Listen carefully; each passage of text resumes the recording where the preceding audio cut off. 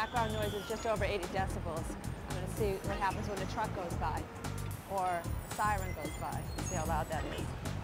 Nancy Nadler is director of the Noise Center at the League for the Hard of Hearing in New York City.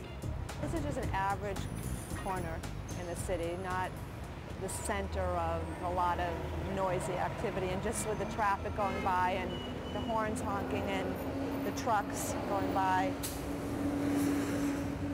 the noise can be up to about 90 decibels.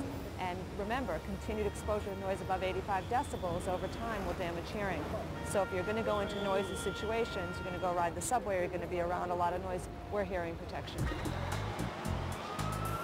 If the background noise is around 80 decibels, or sometimes it goes up to 90 depending when the truck goes by, and if someone has on the personal stereo system with the headphones and they want to block out the noise, they're making that louder than 90 decibels. If someone has 100 decibels in their ears, according to NIOSH, which is the National Institute of Occupational Safety and Health, just 15 minutes of exposure at that level over time is going to be damaging to hearing. I can barely hear myself talk standing on the corner here, just with the traffic going by.